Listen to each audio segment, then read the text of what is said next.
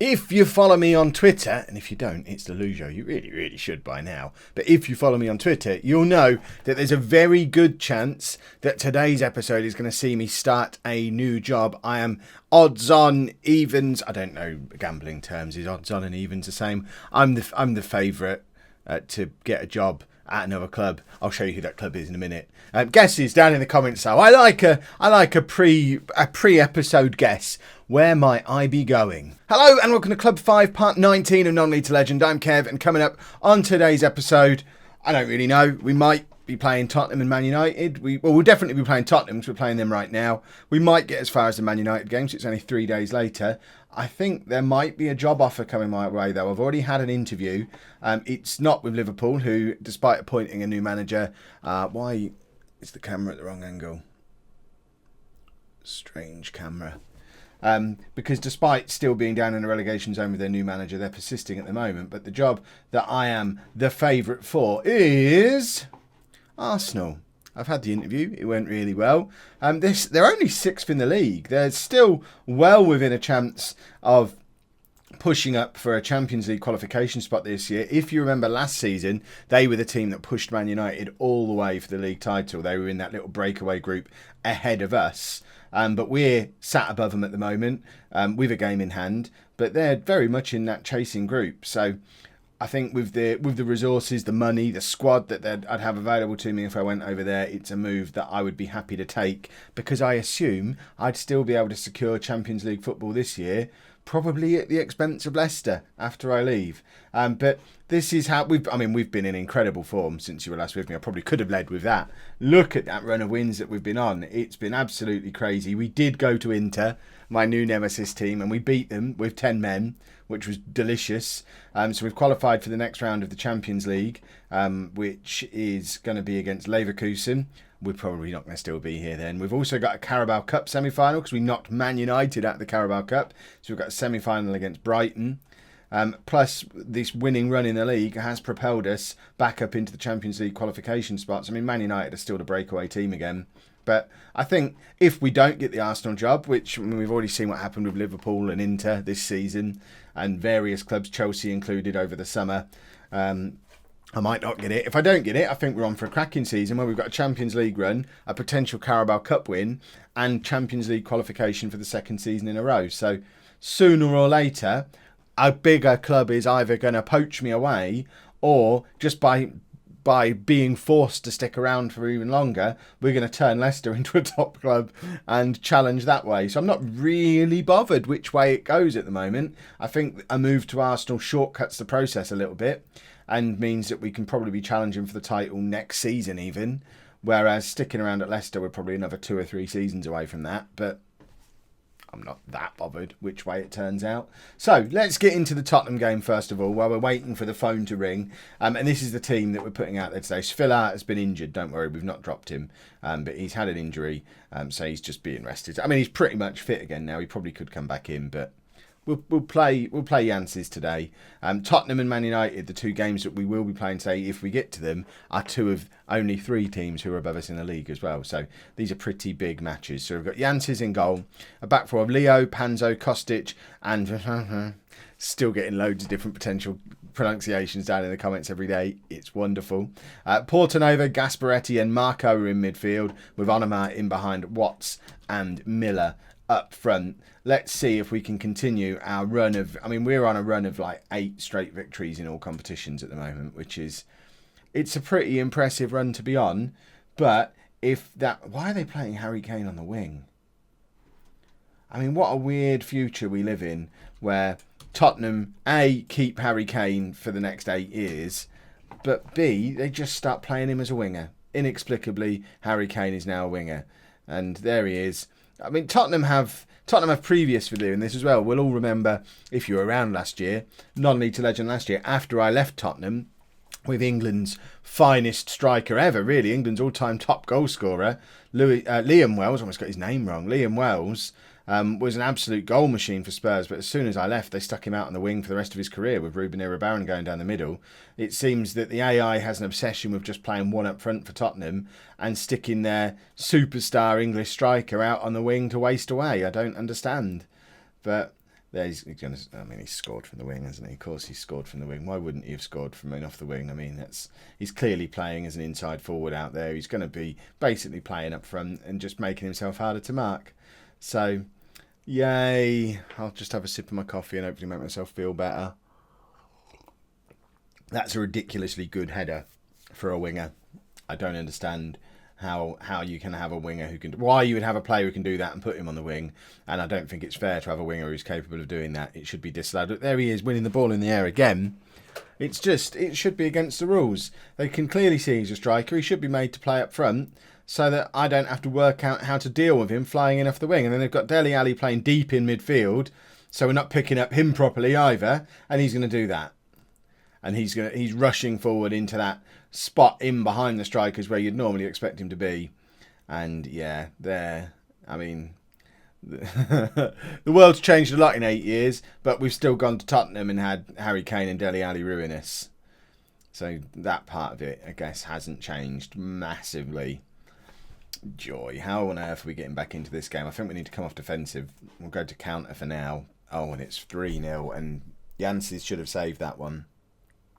We haven't even had a shot yet. It's 17 minutes in and we're 3-0 down. We've only had 33% possession. And Janssen hasn't made a save. I mean, this is... The first two I could forgive him for, but this one, that shouldn't be a goal. I'm tempted to bring Svilar on now just to try and rescue some kind of anything from the game. I mean, what a way to end our time at Leicester, potentially. Or, on the flip side of that, what if Arsenal are watching? I mean, they're only down the road. They might send a representative here to say, well, let's just go and see if this Leicester team are as good as he made out in the interview. Oh, look at this. They can't even get a shot against Tottenham. That won't do. We'll go and appoint someone incompetent. Miller is in. Can he grab one back? He can't. We've had 2 clear-cut chances to their 1 now. Ridiculously, we're being mugged here. Oh, this is not ending... I mean... 30 minutes in. It's not ending well today. Oh, we need to pull ourselves together and get back into the game. Somehow, the ratings suggest that Janssen has been our best player in that first half.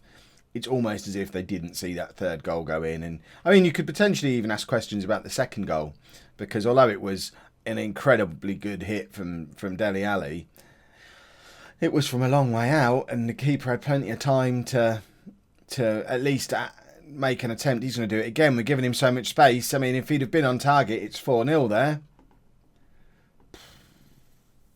We have been tactically done there against a Tottenham team, I think, managed by Pep Guardiola, because Pochettino was at Arsenal but has just been sacked. And it's Guardiola at Tottenham. It's the managerial merry-go-round. We're closing in on the 10-year review episode that I do in Non-League to Legend every year. We're like a season and a half away from it, I think, if I've got my timeline right. So it'll be quite interesting when we do that as a standalone thing and just have a look to see how the footballing world has changed in these 10 years with me messing around in this universe, ruining things for everybody. But the managerial merry-go-round seems like it's been a bit of a weird one in this particular universe. We're going to control now. Almost 10 minutes into this second half. We need to grab 3 goals. And Onoma, against his old club, I think he's a Tottenham youngster, isn't he? Grabs the first goal of our comeback. This is it. We're getting back into this in this second half. It's a lovely finish from Onoma as well. Plays a little... it wasn't a 1-2 with Miller at all. He played it into Miller. Miller got tackled. And it just comes back to Onoma this time. Rather than trying to play anybody in, he just hits it first time. Catches the keeper by surprise. And we're actually in with a bit of a chance, which you wouldn't have expected 17 minutes in. But on 70 minutes... we've got a little bit of momentum behind us, and we're only 2 goals behind. Miller hasn't played well at all, so I'm going to bring on Cesar there, and I'll swap those 2 over. And Portanova can come off for Suto, and we'll get a bit more attacking oomph from the midfield. And I want to get Moya into this as well. I think we will take off Marco, bring on Moya, drop Onoma back, and that all of a sudden looks like a much more attacking team. We're going to go to flexible as well. and hopefully get a little bit more movement from that midfield, create a few more chances. We're still not getting any kind of possession. 39% possession. Tottenham are just keeping the ball. We're going to attack and hope. we need a couple of good chances fairly quickly. That's a good challenge. Suto picks the ball up, but it's all the way back to Janses, who clears it up towards Moya. Suto. Oh, we got a bit of an attack going on here. Watts out to Cesar again. He's got the chance to cross. He does, but doesn't beat the first man. But it's still with us. This next wave of the attack begins. Watts is in space. Finds Leo. Why are we going all the way back to Panzo? Gasparetti to Moya. It's one of the long highlights. Tottenham are going to go at the other end and score. No. Okay. We'll let them off, although presumably we're going to see the corner because the highlight's still going. It's cleared, and now it's with Moya. Can we break up the other end? It's been such a long highlight now. It must be ending with a goal. Moya's still in loads of space in the middle, but Cesar plays it all the way back to no one. There was nobody there. Kostic had to come over from centre-back to collect, and that was stupid. Is this what's happened with the spring update? They've taken out the really long highlights always end with a goal. Sometimes they end with a weird pass and you realise you just wasted 2 minutes of your life. Watts now into Moya. It's probably too late if we grab a second here, but Leo plays it into Gasparetti. Why are we not crossing the ball? Is in and fires wide, and that was probably our last chance of the game. Certainly our last chance to get anything from the game. We've had 3 clear-cut chances to their 2. They've been clinical, we haven't, and we're going to come away from here feeling like we should have at least been able to get a draw. Yes, they've completely kept the ball away from us for most of the game, but actual chance creation-wise, we've been ahead. And it makes me sad that we've lost in those circumstances. I hope that's not how we leave Leicester. I hope we get to play Man United now. Back at the King Power, leave on a high. No job offers yet. And then go and pick up the Arsenal job ready for the start of the transfer window. That would be the dream exit now. And it looks like the dream exit isn't going to happen. I just need to check how much I'm earning at Leicester at the moment. So I'm on £40,500 a week. So Arsenal are offering me a pay rise. They want to qualify for the Europa. I was going to say Champions League is a bit of a push, but they want Europa League this season. That's fine. I think I can manage that. Let's try and push them up a little bit on the salary. Let's try and push them up a lot on the salary. We've got a house to buy. Come on, keep pushing. 69? £69,000 a week. Goodness me, that's a lot of money. Bye-bye, Leicester. Hold on, we have to press the space bar to say the proper goodbye. So we're leaving Leicester to face Man United, trying to cling on to a Champions League spot. We walk into an Arsenal team in terrible form. And let's have a little explore. We'll play our first game tomorrow. We've got Watford tomorrow in game and tomorrow in real life too. But we'll have a little explore of the club now. Look at the state of that form that Arsenal have been in. That is pretty poor. They're currently still only 4 points behind old club Leicester. I think we can catch Leicester. Who have they appointed as the interim manager? Joe Edwards. Who on earth is Joe Edwards? Apparently, he's already been. I remember bringing him in the summer. He's been interim. He was the guy who was Chelsea manager for the second half of last season. So he's. I mean, they'll probably appoint him to the end of the season. I don't see why they wouldn't. But does that mean loads of people left with me? Is there an exodus? No exodus. Rubbish. Why would there not be an exodus? So Arsenal. How much money have we got? Oh goodness me, no money. Where's the money? This is supposed to be Arsenal. Arsenal don't have money problems. They have all that Emirates money. We've got a little bit of transfer budget, a little bit of wage budget to play with. Next season's wage budget is going to increase. Well, can't I have that now? Original budget was 77 million, so Pochettino's wasted a lot of it by the looks of it. Oh my goodness, he has. What's all this trash he's been spending money on? At least he's not a winger. Are you a winger? No, okay. I'm on board so far. Winger? No, good. Why have you spent £34 million on a 31-year-old? Oh, things are going to change around here. And a left back. Smash him. I don't really get where it went wrong then, because Arsenal finished second in the league last year.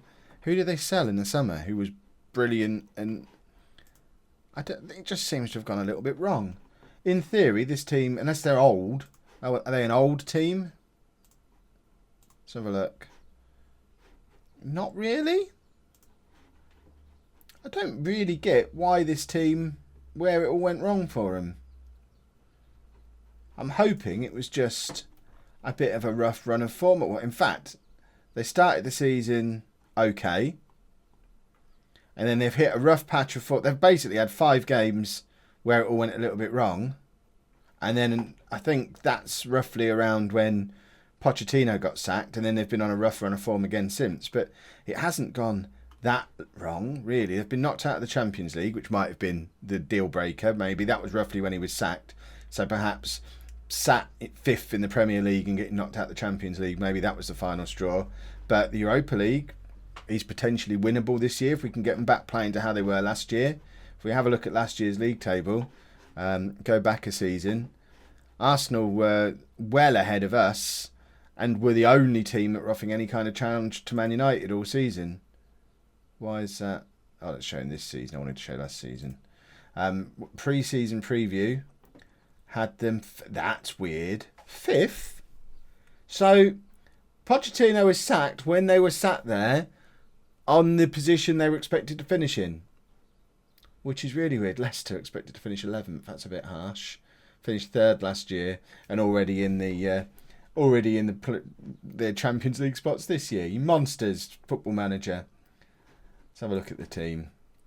See what we've got. So, we could use a centre-back, okay. We don't have any money. But other than that, it's mostly positive. Squad depth, obviously in my preferred tactic. Kasper Dolberg, I hear he's quite good. So we're going to get more goals than that out of him. That's for sure. He's going to play alongside Pingu. Hey, hold on, we need to fix this name. They've just spelt it wrong. Pingu up front.